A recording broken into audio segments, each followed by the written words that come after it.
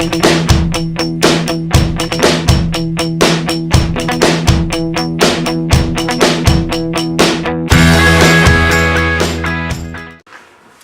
name and agent, please. My name is Bree and I'm with Benchmark Creative Management. How tall are you, Bree? I'm 162 centimetres.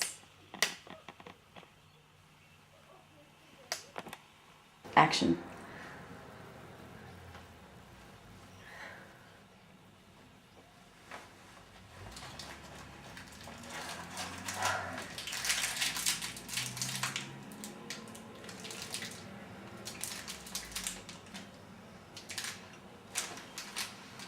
Rolling.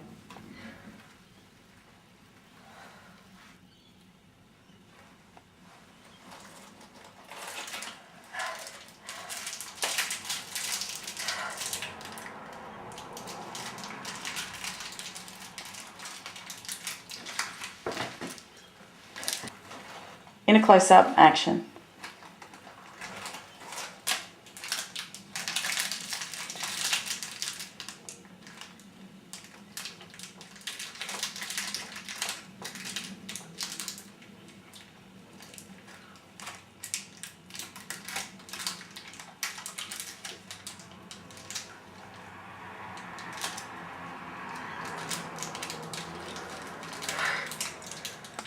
Okay, so that was Bree, and she did a really great audition. So those first 2 takes were in a mid-shot.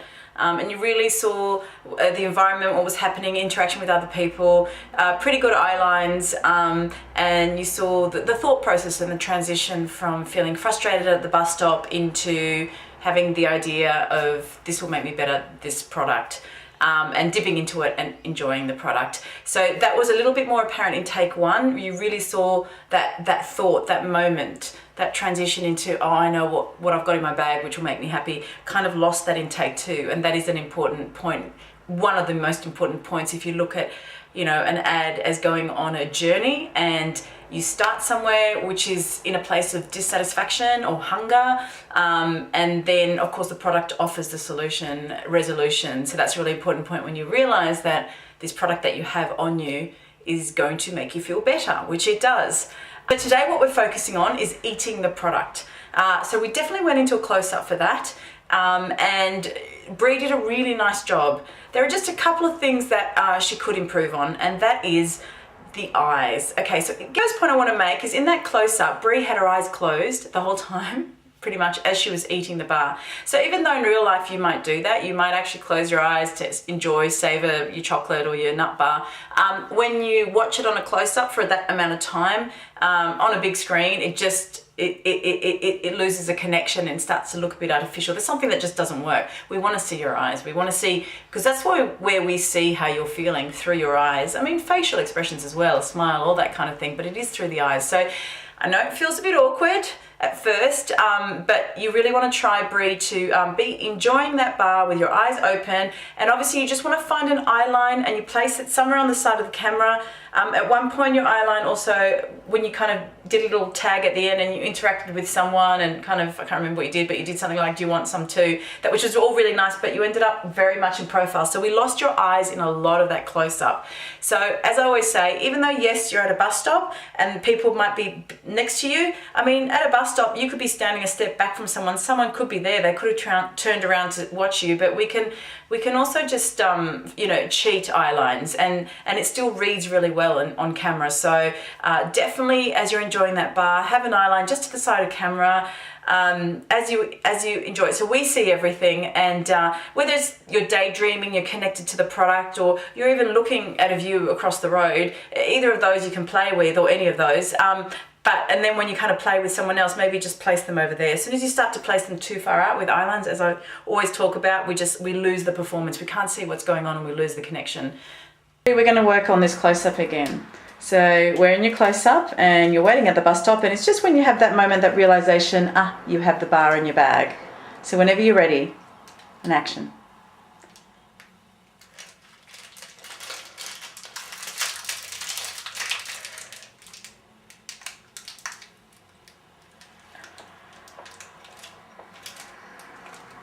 Lovely, and then interacting with someone, you're throwing the tag in at the end, and make them on the other side of the camera. Just on that, yeah. Great. So Okay, so Bree, we're just going to go into another close-up, and this time I really want to see that transition, that moment, that money shot of when you realise, yes, I have this nut bar in my bag, I'm going to be okay. I know it's still a wait to get home and have dinner, but this is going to tie me over. Just that thought process, and then go for the bar and action.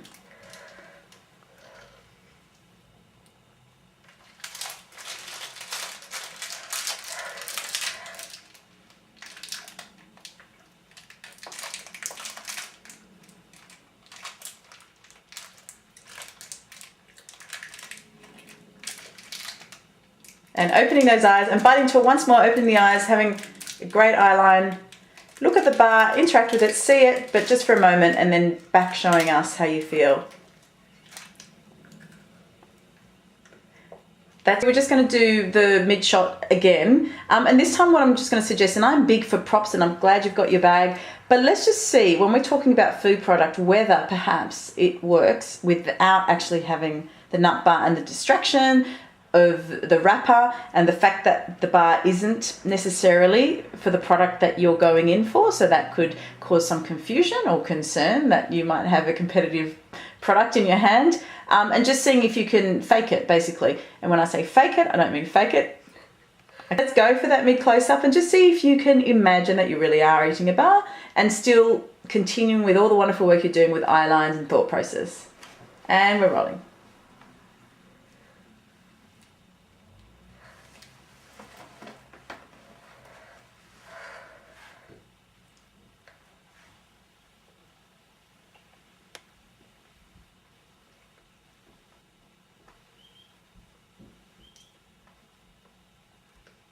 We're going to do a close-up now without the bar and action.